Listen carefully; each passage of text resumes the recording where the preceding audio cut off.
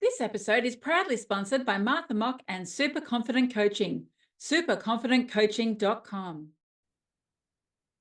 Hi, everyone. Wonderful to see you again on Knowledge is Power Thursday. It is so good to actually learn something to overcome the challenges that we have in life, because I do believe knowledge is power. Yes, we can sit here, mourn and vent and be frustrated about it. We could do that. It is a journey to recovery. However, if we can provide you the knowledge to get you out of pain faster, to get you out of that grief quicker. That's the reason of why this session is so important to have. Today, I have a special guest who is coming in to show us how to get over grief, how to become resilient in what we're dealing with.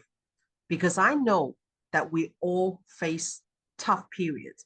And just from talking to her, it made me realize that I wasn't crazy. Whatever I'm feeling was validated, that don't need to go to a psycho hospital. I can actually get some professional help in another way that will support me in what I need. So without further ado, allow me to introduce Dr. Barbara Hopkins.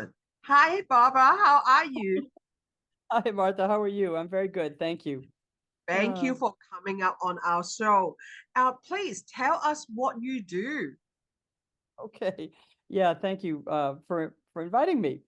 Um, I run a nonprofit called The Butterfly's Journey, and basically the reason for that, and I'll go into it a little bit more when we do the resilience workshop that we're going to follow this with, and give you a little bit more background and things. But suffice it to say that I have had several losses. I have actually lost 3 children, my second husband, both of my parents, and sight in one eye. And so, plus some other financial losses and things. So there's all different kinds of loss. And so that motivated me. My background was corporate technology in software. I worked for IBM for 10 years. But during that time, when I incurred some of those losses, I really felt like I wanted to do something else. I retired and started 2 nonprofits, and one was a local support group, and the other is a Butterfly's Journey, which is more international. So I'm from north of Boston, but a lot of what we do is online. We have a free resource center. We teach grief recovery method classes, which are action-based, evidence-based classes, and I'll talk a little more about those later as well. And then I do these interesting Faces of Resilience photo shoots, which is all about open expression of grief, loss, and love. And we encourage them to express themselves. I literally will set up and do a whole photo shoot at an event, at say a grief-related event, and we encourage them to express themselves. And whatever they want to say, we write on their skin with a washable marker, and then take their photos, whether it be individuals, couples, groups, with pets, and then we professionally edit them and send it to them. So it's a catalyst for them to talk about their grief. So Oh, yeah, my passion. that is so beautiful because a lot of us that who are experiencing loss and grief, we don't know where to turn to. Yes, the closest people that we around us, but we can talk to them. But I find that sometimes it's actually easier to talk to a stranger and easier to talk to someone that who is professionally understanding what we're going through. And you were just telling me behind the scene earlier that there's 43 different kinds of grief. Can you tell us a little bit more about that? Yeah, kind of lost. So I got certified. I went looking for a methodology that made sense to me and was not religion based and was very allowed people to be very unique in their grief. And I found one called Grief Recovery Method, and it has been used on 6 continents for 45 years. It was written by a bereaved dad, but then also his partner was somebody that had lost his wife. So there was a mix of origin, but it's become very proven. And actually, it was actually it's the only evidence-based methodology for grief in the world. It went through that process at Kent State University in the US. And that's kind of proving scientifically, proving that it has results. But what they believe in is that there are no stages, right? Everybody, because you're all over the place when you go through, and everybody's different and how they suffer through their grief and how long it takes them to heal and that kind of thing. So, but what they recognized is there's grief not only of people, loss of pets, loss of family, loss of finances, loss of health, loss of, moving. Sometimes just moving is, just changes. Almost any change in behavior might be something that causes you grief. So there are literally, they actually identified like 43 kinds of loss. And the classes that we do are, I've got an advanced certification in teaching these classes, and I just do it over Zoom like this. And Yeah. it's finite, it's not endless. So it's complementary to therapy, because also therapy is good, support groups are good, but this has actually got a book and homework and tools. So it's action based, and it's like 7 weeks one-on-one or 8 weeks in a group. So it's not endless, and it's actually got kind of tools that you can use and that can show results. So it's quite interesting, and it helps you get out a lot of undelivered communications to help you complete a relationship, things like that. So Yeah. it's very proven anyway. It's used all over the world. That sounds amazing because I experienced grief firsthand with the loss of my cat. A lot of people will think, oh, it's just a cat. But to me, she Really, was the like she was the only thing that I had for my inside my 19 years abusive marriage. So she was my protector, savior. yeah, That's someone that I'm so close with.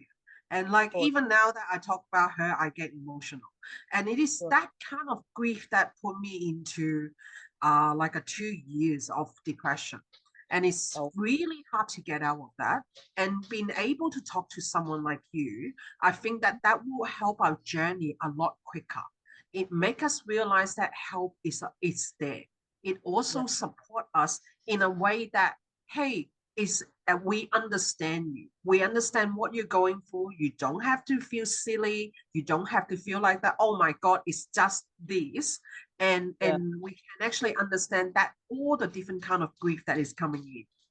Right. Yeah. And I've lost several pets as well. I didn't list that, but Mm-hmm. some of them that I had 10, 15, 16 years, that one of them was when I went through a divorce after a 30-year marriage. And after my son died, I had a miniature schnauzer that was absolutely like my confidant, right? And Yeah. she passed away at 16, and it was very traumatic.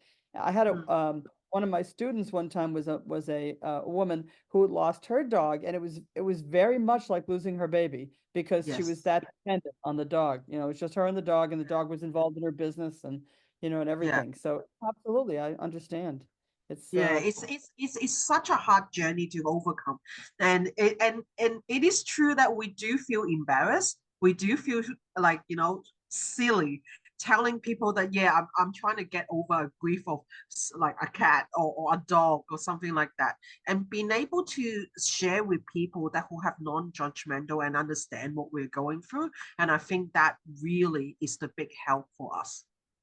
There's even a separate, it's like actually, so there's one book that really relates to kind of people and some more general loss. There's another class that's pet loss, specific for pet loss, and that's 6 weeks instead of 7 weeks. And then there's another one that is for helping grieving children, but not actually dealing with children. It's like helping adults that are dealing with grieving children, and that's 4 weeks. So there's actually 3 different classes that I'm certified in to teach around grief recovery method.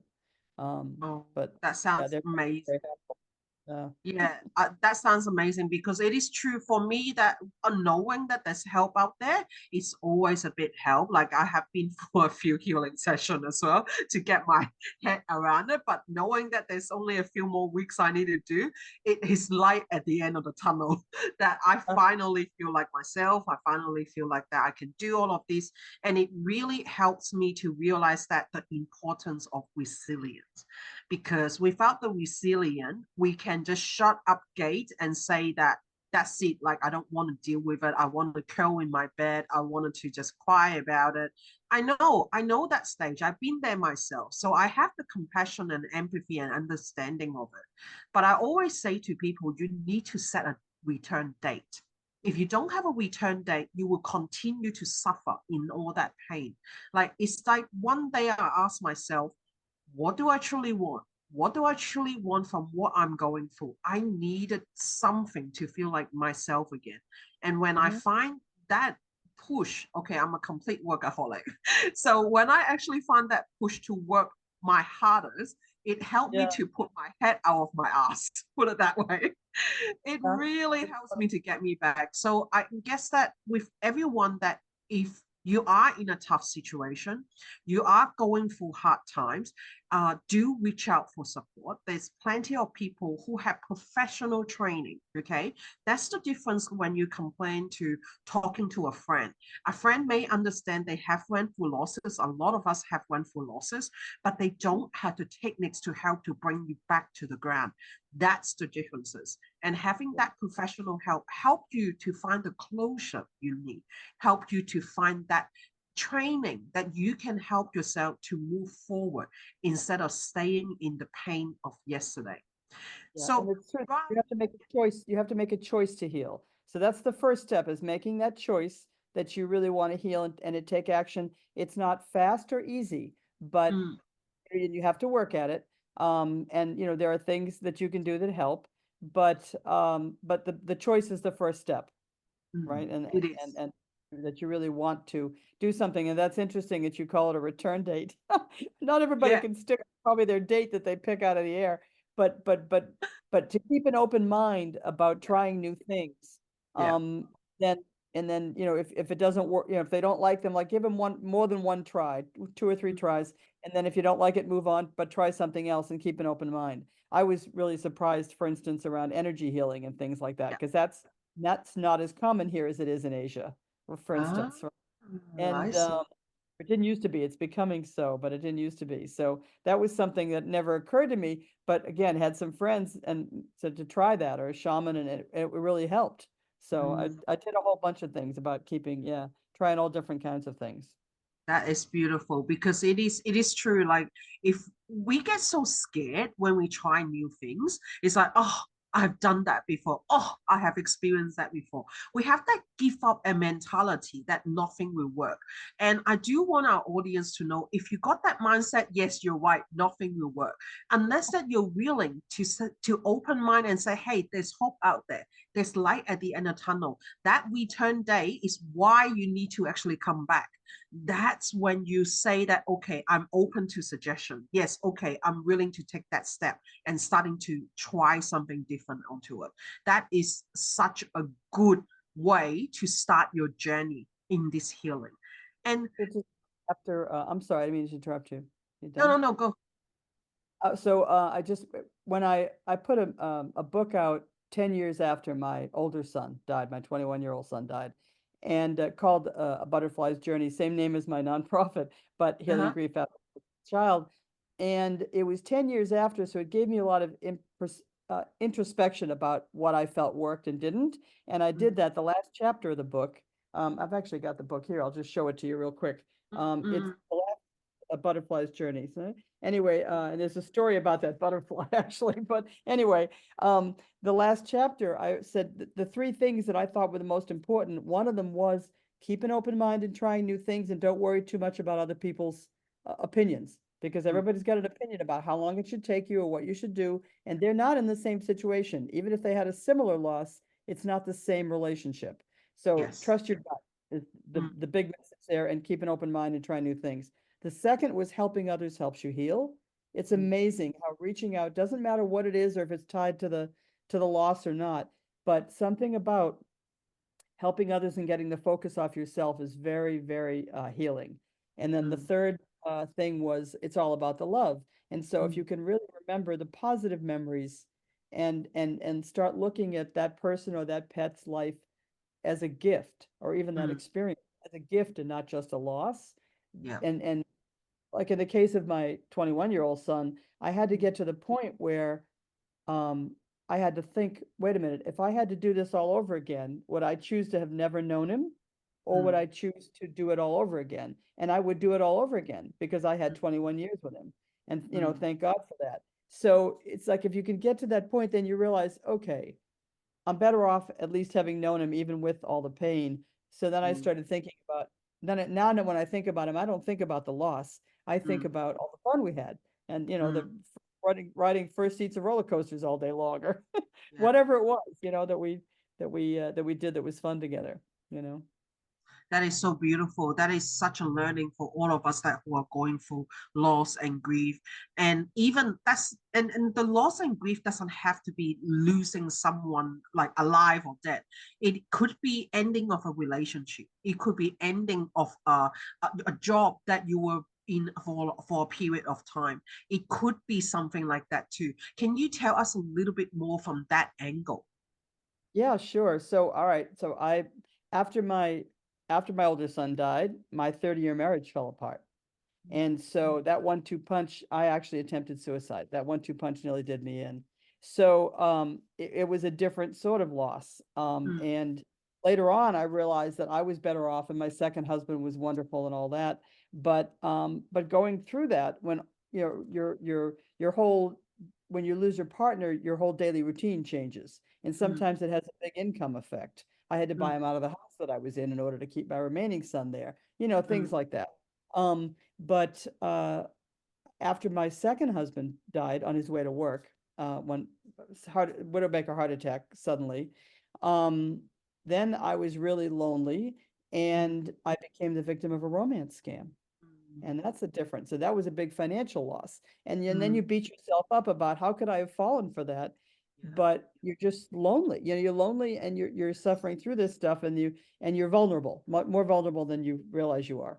Yes. So I've had a lot, and then I've had some other, I also got, we mentioned a job. I got laid off of 2 jobs when I was there for 10 years, and got Mm, laid off because they were either selling it or selling the company or something like that. Or IBM was one of them, and they were laying off like thousands of US employees and putting resources in emerging markets and things like yeah. that. And that also, it's like all of a sudden that was like part of your family, right? Yes. When you're also, I was a workaholic. So, Yeah. um, yeah, so it's all of that stuff. It's very hard to deal with because it changes your daily routine. Sometimes it changes your sense of self-worth. Mm, Um, Sometimes it changes your income. mm, Sometimes it changes, there's all kinds of things that it can change, and those are all losses that you have to grieve. mm. Um, does that answer your question? Yeah, that's so good to actually realize that we are not alone. Like a lot of people do go through a lot of those. And if any viewers here, our listener here, have listened to that, that is actually aligned with you, do stay tuned for our next session, which is the resilience workshop. Dr. Barbara Hopkinson here is going to share with us her resilience workshop that will help us to go through this journey, who will give us some injection of light, give us some injection of power, so you don't have to feel alone anymore. So great. Welcome back, Dr. Barbara. So tell us about this resilience workshop that you're doing with us. Okay, so it's a resilience workshop, the key to surviving loss. And Mm, really what I've done is I've made an acronym out of the word resilience. And we mm, go through, and first I give you the definition. I give you a little bit more about my background and why I'm doing all this, and the things we offer, but then we kind of dive into the definition of resilience, and then kind of some tips around each of these aspects, but kind of based on the framework of the resilience as as an acronym. Oh, that's beautiful. So let's start this workshop. I'll give the chair to you. Okay, I'm gonna need to share my screen, and let's see, I think this is here. Is that working? Yep. Let me take a drink. If, excuse me in advance if I cough a little, I've had this cough for like 5 weeks, No six worries. weeks. All good. So, okay, resilience, the key to surviving loss. Um, and again, I'm Barbara Hopkinson. I have an honorary doctorate in humanitarianism because of the charity work that I do. And what I'm going to do now, I'll show you in just a second, is I'm going to show you one of the things we do is these Faces of Resilience photo shoots, which are about open expression of grief, loss, and love. And it's my passion, and I've done them all over the country. I've done them in Canada, the Caribbean, London. Hey, maybe someday I'll come do one in Australia. I'd love it, right? I've been to That's Australia. I've spent a couple of weeks there. I loved it. yes. um, so, but anyway, so this is going to be like it's a 3 or 4 minute video that kind of shows you about these people expressing themselves about their loss. Beautiful. No sound yet.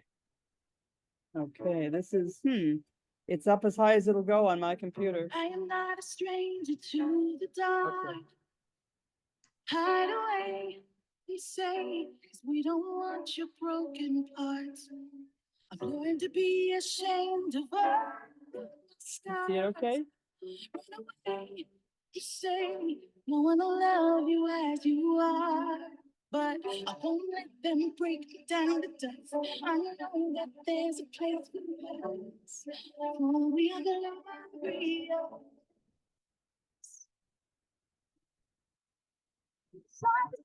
Gonna pat you down.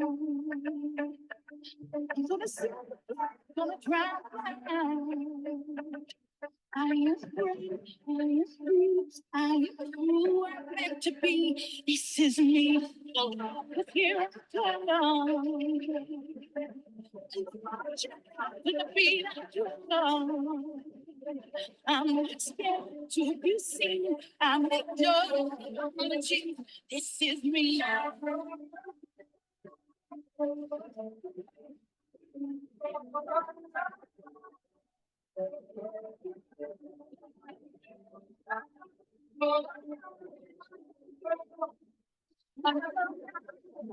It's my spirit.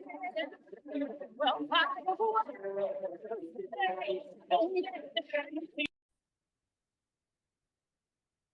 That was a beautiful video that we just saw. Look at all those faces, all the messages that are being, that is amazing.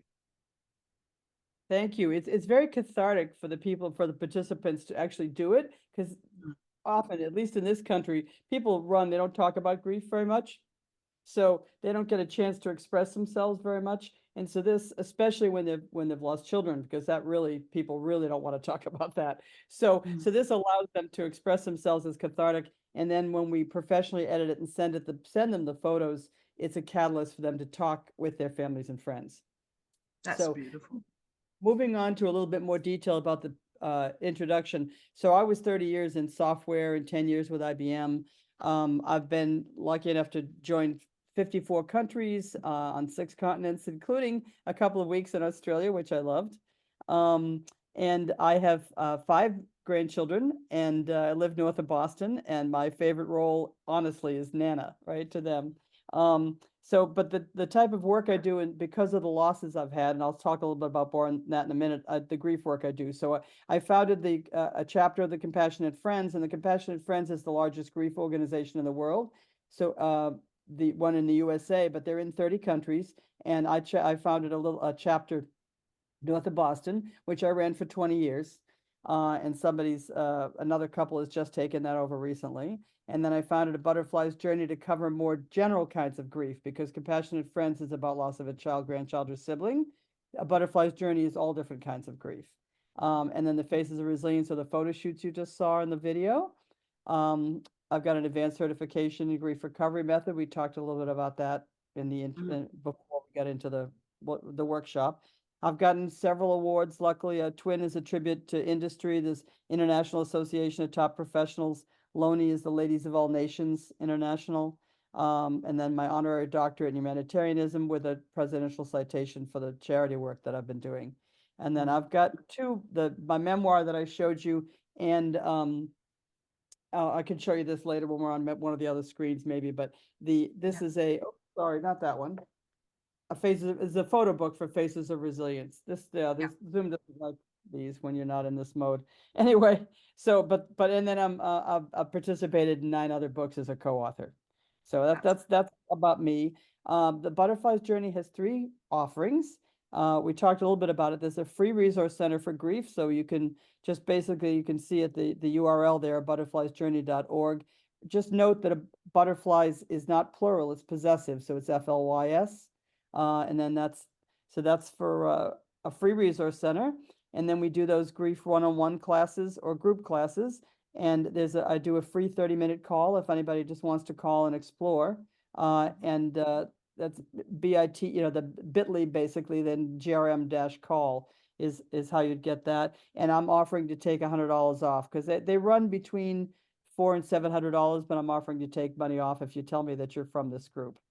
Yeah, Okay. the Where to Go 40 Plus group, do mention it when you're actually booking in your call.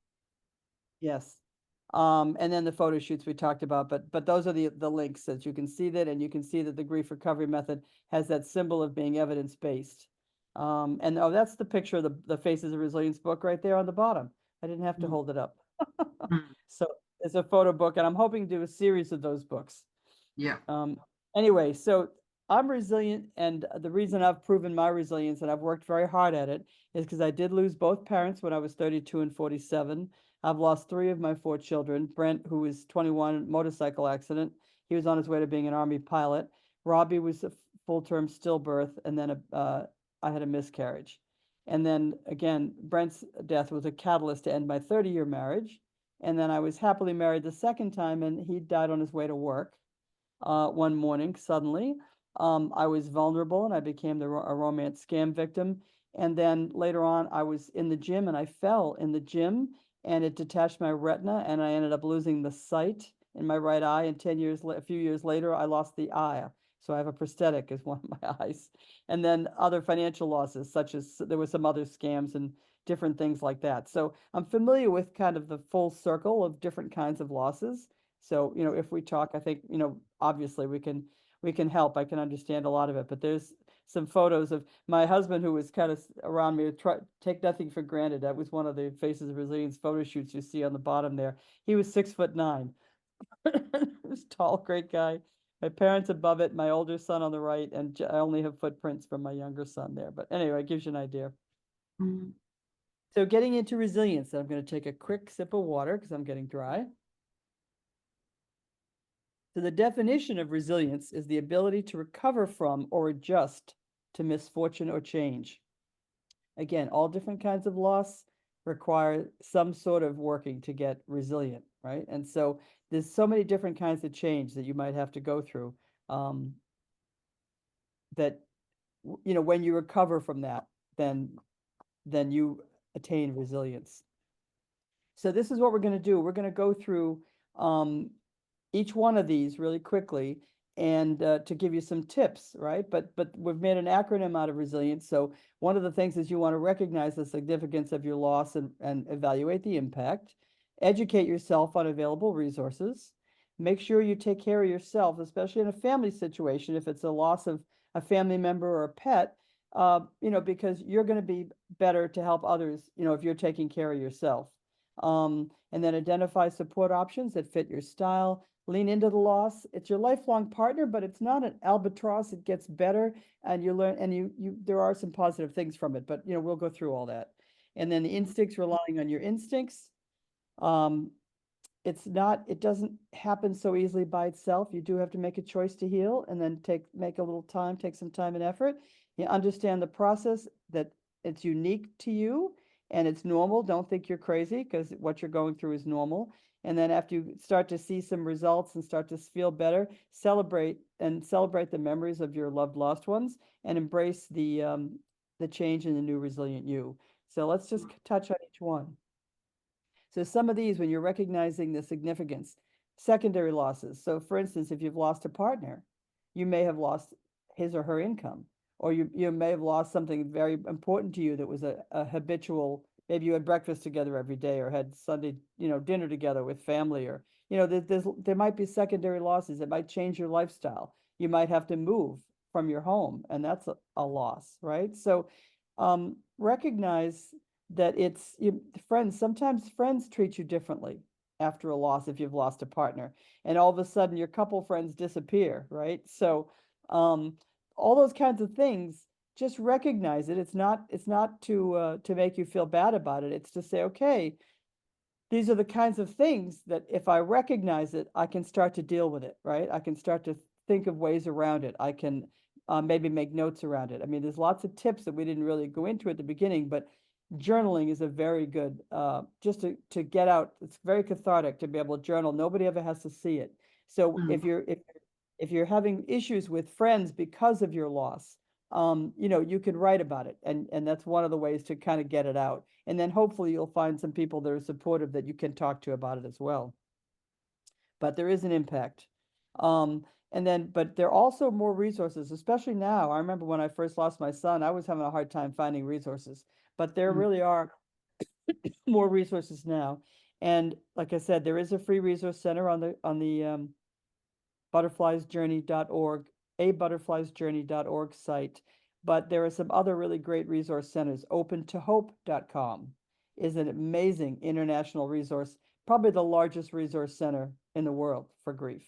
And then there are organizations. So if you've lost a child, grandchild, or sibling, the Compassionate Friends specializes in that. There's just a lot of things out there now and a lot more online than there used to be. And then things like therapists and clergy, if that's what makes you comfortable. So anyway, but you try to find some resources and try to make sense of that loss, so that you can start to heal from it. And And I then will put all of those in the link in the comment there. So if anyone are interested to getting for help, do check out the comment section. okay. And self-care. People very often don't take care of themselves, right? They isolate. They don't eat well. They don't get exercise. It's really important for your healing to make sure you take care of yourself, because if you don't, it just makes things worse. If you don't eat well, exercise has effects on your brain chemicals and how you feel. So getting out in nature is really good. Just take walks in nature anywhere around you. It's very helpful. Go and play with children or go and play with pets, right? But make sure that you eat and take care of yourself. And sometimes a family member, or especially a mother, they'll neglect themselves because they're worried about everybody else in their family if they lost a family member. But you're going to be a lot more useful to everybody else if you take care of yourself and you get enough sleep and you get enough nutrition and that kind of thing. So and hydrate, always plenty of water and things like that. It does help, especially in the early stages. And then identify the support options that fit your style. Now, that might be a therapist, it might be a support group, it might be clergy, it might be something like my grief recovery method classes, it might be all of the above. You know what I mean? So, but keep an open mind to it, because there's a lot of things. I remember when I was going through this, and like I said, I was in a high pressure IBM job. So when I lost my son, and I even said to them, look, the worst thing that can happen to me has, so you don't have any power over me anymore. I need to get out. I need to get out of this really high pressure job into something kind of more reasonable. And then they were great, but initially it was tough. And then I made myself, you just don't want to get out of bed. I made myself get out of bed, or walking in nature, and writing, journaling. My other son, Brad, who's my remaining son now, and he's great. He flunked out of his first year of college because his brother died. But then he got back into college and he finished, and he's a chef that owns his own restaurant now, and that's great. And we've talked a lot. But initially he went out. He was not a book oriented kid, but he went in and bought a leather-bound refillable journal for me and gave it to me 6 months after his brother died. And because he did that, I started journaling. I'd never used a diary before, and I was amazed at how cathartic it was. So just write stuff down. Nobody ever has to see it. And then find some people or groups or people that you can talk to and get it out. It really helps a lot. And then of course professionals, therapies, or different things like that. When you lean into it and acknowledge it's your lifelong partner, that sounds a little discouraging, but that's not how it's meant. It's really that, yes, your life is different, but it can be happy again. And when you get to the point where, like I was saying with my son, where now I think about his life as a gift, not just a loss, one of the things that going through the grief did for me is it made it very crystal clear what's important and what's not. So I don't waste any more time on negativity. I don't waste time on people that are kind of whining and really are clueless. I don't waste time on just trivial things and things that aren't important. It made it so clear to me what's important and what's not, that it improved my life in that way, right? And it made my relationships more important to me, and the friends that were good friends it brings out the best in people very often, or the worst in people, but at least you'll see it, right? Uh, and so just know that it's with you, and yes, you'll have some effects over the long term, but they'll get softer, and they'll get and you'll get stronger because of this. So look for ways to find hope, because there definitely is a lot hopeful about this as well. And everybody suffers grief. There's nobody that doesn't suffer loss of some kind. So understand that you're not alone, and your relationship with whoever it was that you lost, or whatever pet you lost, or whatever thing you lost, is unique. And so try not to worry too much about what everybody's advice, but trust your gut into what helps you. And then, oh, this is actually more about the trusting your gut with your instincts, because people have a lot of advice, right? And they want you to get over it maybe faster than you feel like you're going to get over it. Don't worry about it. It's your own timeline, it's your own methods. But what I would tell you is try things and try new things. So when I had a lot of theater friends at the time, but I was in the corporate world in a high pressure job. I didn't think about things like, I really didn't focus on things like spirituality. I had deadlines and quotas to meet. So when I lost my son, it was so important to me to figure out if his spirit continued. And I have absolutely proven to myself that all of our spirits continue. And I have several signs, but meanwhile, I started trying things. So I started trying things like energy healing that I had never done, shamanic massage, Reiki, acupuncture, reflexology, polarity, all those things that I'd never even thought to try. The grief made me try. I had to try something because it was hard. It was painful, and everything helped a little bit. And I think you have to kind of see the things that work for you, and try it 2 or 3 times. And if it doesn't help, then give it up and try something else. But keep trying different things, and keep an open mind, and trust your gut about what helps you, as opposed to what everybody else is telling you. Right? And like I said, try not to isolate, and it just said, just try anything as long as it's not harmful to you or others.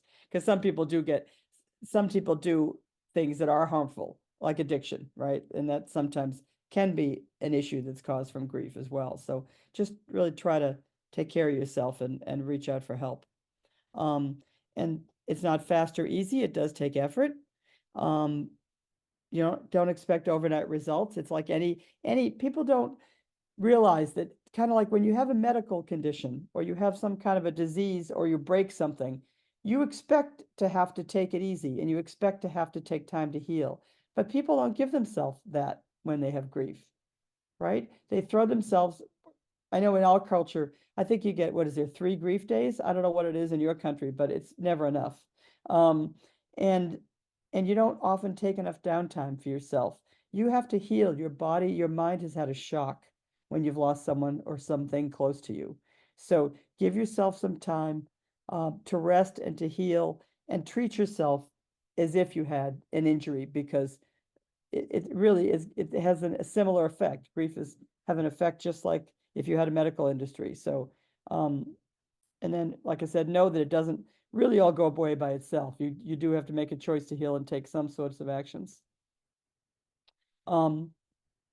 But you mentioned before that you feel crazy. Don't feel crazy. Everybody, you're absolutely normal. And sometimes you think you're crazy, right? I remember taking a bat to my bed and to my pillow because I was so angry. That's part of it sometimes, is the grief, is that you have a lot of anger. And being in the cemetery at night and just like screaming, when you have some traumatic grief, there are some very extreme things that you might feel like you need to do. You know what? You're not crazy. You're just healing. And especially if something is very traumatic, like you said, it took you 2 years to kind of go get through the grief of your cat, because you were so close to that cat. That cat was like a child to you, So it's okay. Don't worry too much about everybody else. Just find a private place where you can do whatever you want, as long as you're not hurting yourself and you're not hurting anybody else. But it does help to go out and help others, or find some cause, or And sometimes it can even be like at a pet store, right? Or at a children's group or an elderly, but it really helps to help someone else. There's something about their appreciation and getting the focus off of you that is very healing. So, and this talks about comparison. It really doesn't help anybody to compare types of grief. You mentioned that before. Somebody was just kind of shaking their head because you were losing your cat as opposed to a person. Well, the loss is unique to you and your relationship to whatever that was. So comparing it is really not useful. So don't worry too much about that. Or if somebody does that to you, then just try to just shake your head and move on, Everyone around you is doing the best they can. They are going to grieve differently. So in the cases of if you're grieving and you're married and my husband and I grieve totally differently over our son. I mean, totally differently. So, and that was not the issue of our marriage. We had some other issues, but that was a catalyst to finish it. And just understand that genders grieve differently, people grieve differently, and you're probably going to grieve differently than other family members. So don't expect them to act and feel the same as you. Just if you can, just talk through it so that you give each other the space. All right, and then as you get to the point where you're starting to feel better, and again, the timing is different for each one, and it's good to do some kind of remembrances.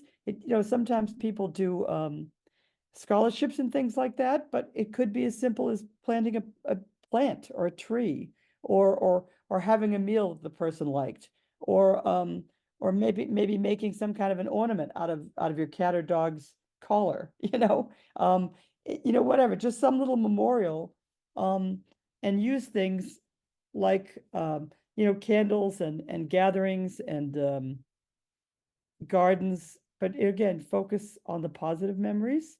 So I know my son and I, like I said, I did some mother-son trips, and we went to Dallas one time where we just rode nothing but front seats of roller coasters all day long. And over lunch, he talked me into a bungee jump. Crazy.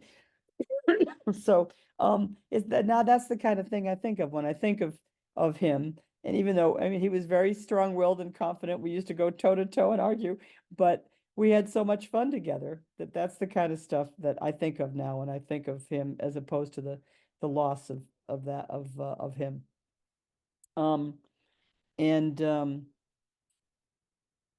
Let's talk a little bit about rituals. Yeah, so that's like helping others, candles, releases, financial, religious or ceremonies, whatever brings you comfort. Rituals are good. Rituals are absolutely helpful in grieving. And the last one, embrace the change and the new resilient you, because now this is a tough journey. So when you start to feel a little better, give yourself some credit, and maybe do something nice for yourself, whatever it is. Buy yourself some flowers, or go for a manicure or pedicure, or if it's a guy, maybe it's something special for his car, whatever it is. But reward yourself a little bit and understand that you have come through a difficult thing, and also understand that love never dies, right? The law of physics is that matter changes from energy to matter, but it doesn't dissolve, it doesn't go away. So even pets, I've actually gotten messages from mediums from my pets. But then also, and I had several signs from my son, and somebody one time who wasn't a medium, but she had that psychic capability and could take messages for me from him. He actually saved me from getting hurt one time because she wasn't there. But she sent me a message and said, "Be careful going up your front steps." It was a place I had rented for the summer, and sure enough, the steps were broken. She had never been there, but he sent that message through her.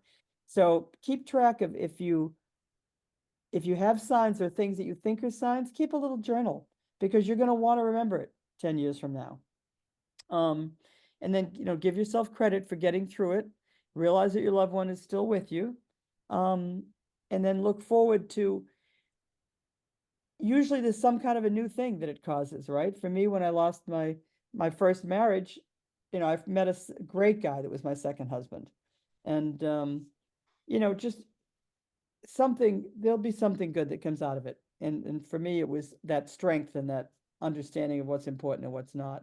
But anyway, so just to summarize again, recognizing, educate, self-care, identifying support options, leaning into it, trusting your instincts, making an effort. You're normal. Don't worry about it. You're not crazy. Celebrate how far you've come and then embrace the new resilient you. And so I'm going to show you here. This is how you get a hold of me. The website is abutterfliesjourney.org and the phone number is 617-410-6309 with the US number 1 is the prefix, or info@butterfliesjourney.org for the email. And again, I'm going to remind you that I will do a 30-minute free call with you to just explore options if you'd like to talk about what you're going through. And then this song, this is a story of, again, this a musician friend of mine who had this psychic capability. She was at my house and we were just working out, and it was before I released my memoir. And she said, "Have you thought about music with it?" And I said, "Gee, no." But she actually went and she said, "I've got to get my keyboard out of my car." And I watched her channel a song, and it was too complex for her to have made up on the fly. So afterwards, I said to her, and I had a very emotional reaction to it, and I didn't know why. And so I said to her afterwards, "Where'd that come from?" She looked around the room and she picked out my son's photo. She had never met him. And said, "That's where it came from." So she channeled it. And then on his 10th anniversary, I was meeting her for dinner, and he had pulled her out of the garden and channeled another song to her. And that's what. Go back. Okay. Anyway, the second song he had pulled her out and when I met her, it was on his 10th. We call it an angelversary. He had pulled her out of the garden and channeled another song to her, and then channeled the lyrics. And that one, I had her come in and do both of those in a recording studio. I had her record both a theme of A Butterfly's Journey, which was the instrumental, and Love Everlasting, which is I'm going to play for you now, because and it's a free gift on the website, so you can actually go to that website and download either of those or both of those songs. But this Love Everlasting is a message from him, I think, so if you have lost loved ones, people, it kind of really tells you, it's a message from him about the trust that their spirit continues and that they are good. They're in a good place. All right, so take a listen.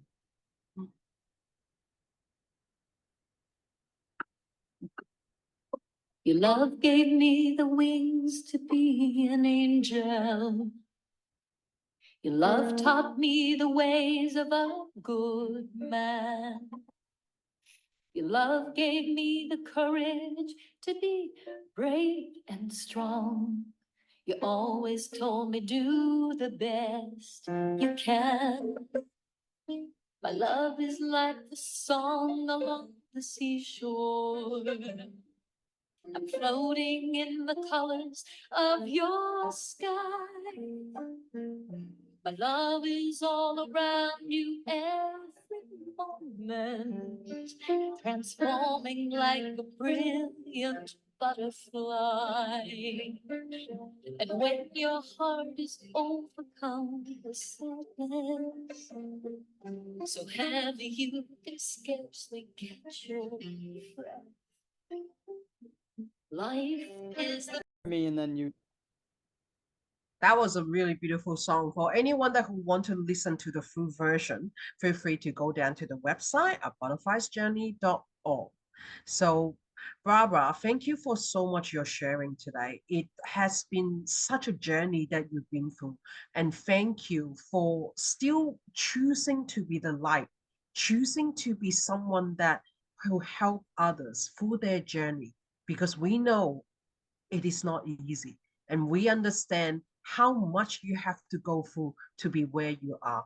And in here, I just wanted to thank you once again for being you. Thank you so much for having me. And I just wanted to, the pictures of myself in one of my Faces of Resilience photos, it says you are stronger than you know. And that's really the message I want to give to everybody, is that you really are stronger than you know.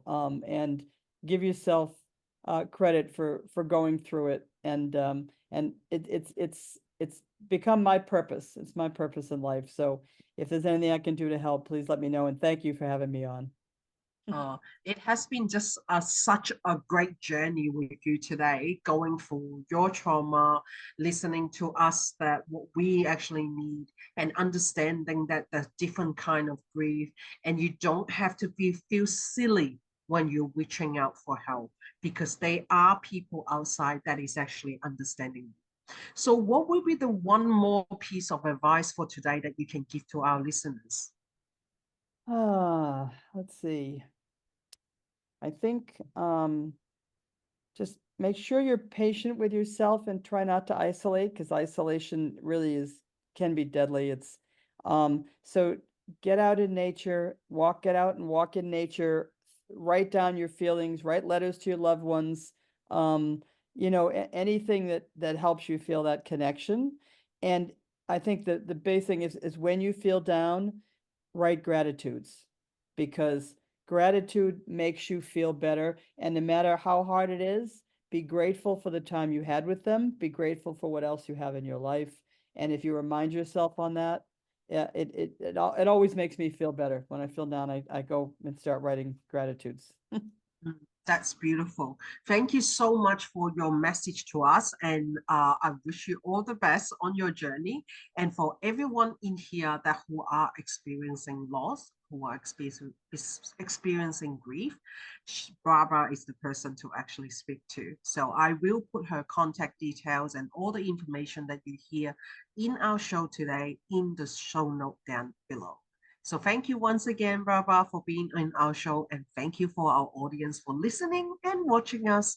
And I look forward to see you again next Thursday on Knowledge is Power.